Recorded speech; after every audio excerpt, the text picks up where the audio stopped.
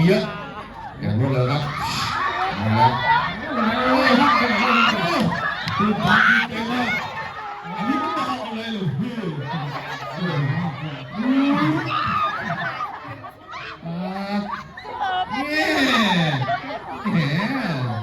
ไปต่อพี่น้องครับอย่างรวดเร็วครับสู้ข่าวกันเอ้าลิ้นไปยังละโลกเนี่ยโอ้ลิ้นใครไงป้าเปล่าโอ้ยตาทำไมตาพัดไปซื้ออะไรมาครับโอ้โห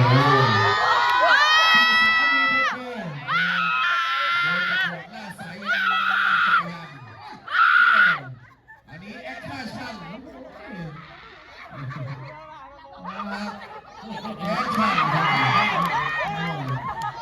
วันนี้ว่าสุภาเนี่ยจะเป็นอย่างไรไปต่อครับอันนี้เพิ่งล่ำไปพร้อมมาเลยดูคนหนึ่งนะครับพี่แสนหวานนะครับดูอีกหนึ่งพี่แสนซ่าภาพสองภาพนี้บอกถึงเล่าถึงอารมณ์ทั้งสองท่านต้องใช้ชุดหนาญาติผู้บ่าวเข้ามาไปต่อครับโอ้ยประวัติเนี่ยสวัสดีค่ะสวัสดีค่ะทุกท่านหาจังใดแล้วก็เป็นพวกเราจังใดคือปั๊บอะไรเนี่ยไปต่อกันเลยครับ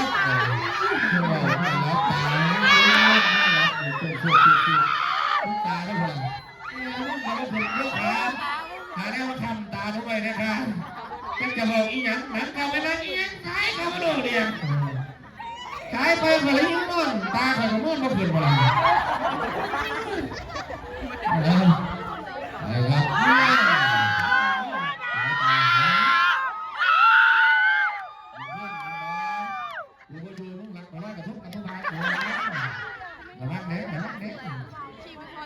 ไปต่อกับพี่นะครับโอ้โหสายตาเล่นพี่เล่นอยู่ที่เยอะกว่าสอนมาดูเรียกนะปกครองเรื่องของดูเยอะกว่าไปต่อกับพี่นะครับนี่คือความตั้งใจแล้วก็รอยยิ้มที่เสียบานหลากหลายอารมณ์อันนี้เพลงหยังวะนี่เราไปต่อกันนะครับ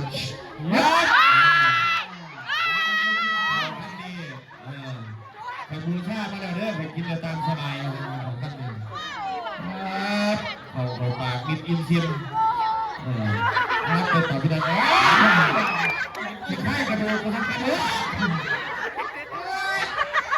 ไอ้ห่าไม่ต้องยังมาได้เชื่อมกระโดดเดี๋ยวเข่าไอ้ยังไก่กระไรของพ่อกันพ่อเลยมันเดี๋ยวไก่อีกเอากระดูกนี่นะกินยากไปต่อครับองค์ชอบองค์ชอบกับมารยาทที่แสนงามนานกับตาหักกินของกับมารยาทดีไม่เห็นแขวเห็นฟันเทียบไม่เห็นหัดซ่อนกันไปต่อครับผมไม่ได้เลย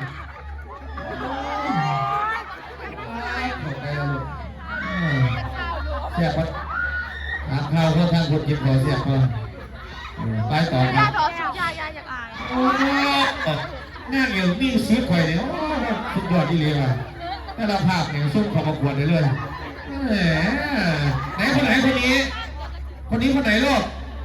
โอ้โพสท่าได้ดีมากน่ารักมากเลยโอ้โหมันนางเอกมิวสิก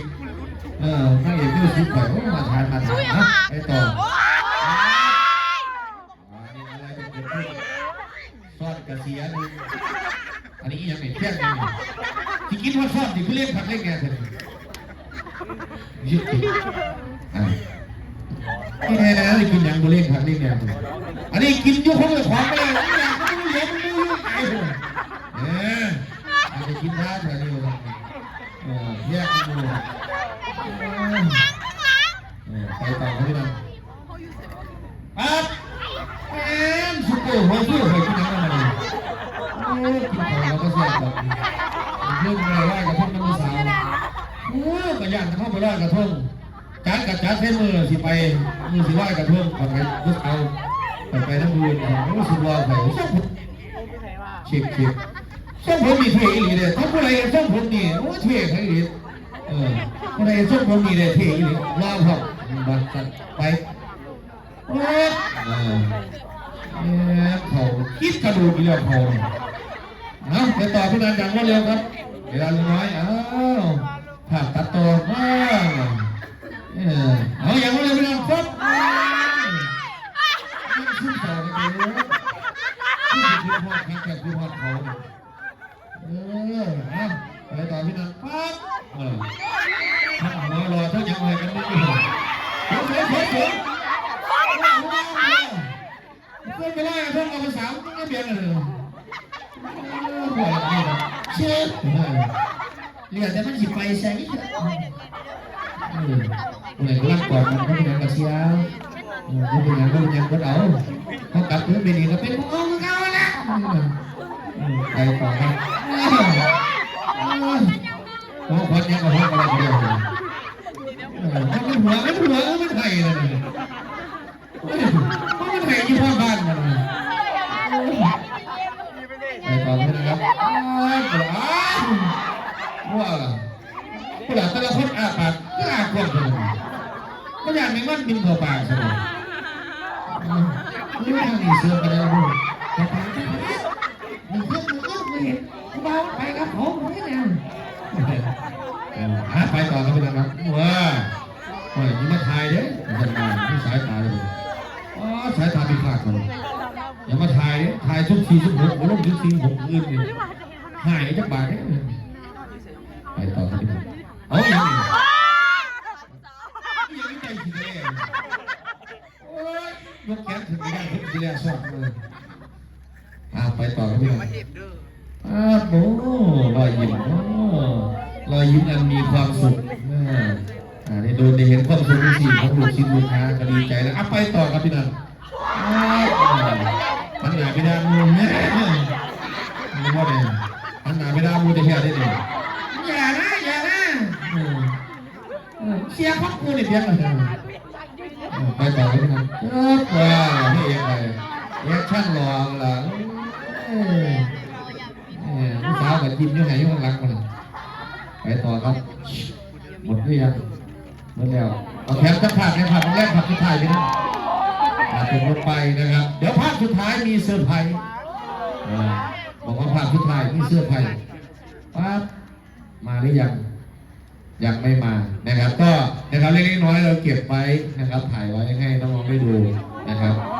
เพื่อความสนุกสนานนะครับที่พูดไปนะครับเพื่อให้ความสนุกสนานนะครับจะถือจะทราบพีเดอร์นะครับพี่อาร์ติเมานะครับเพื่อความสนุกสนานเฉยๆนะครับจะถือโทษกดเกลื่อนกันเลยนะครับแต่ว่าภาพสุดท้าย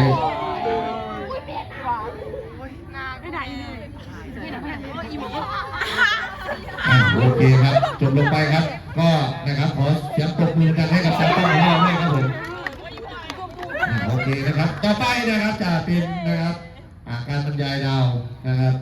ในสตาร์ลี่ไนท์นะครับวันนี้นะครับมีดาวอะไรบ้างนะครับ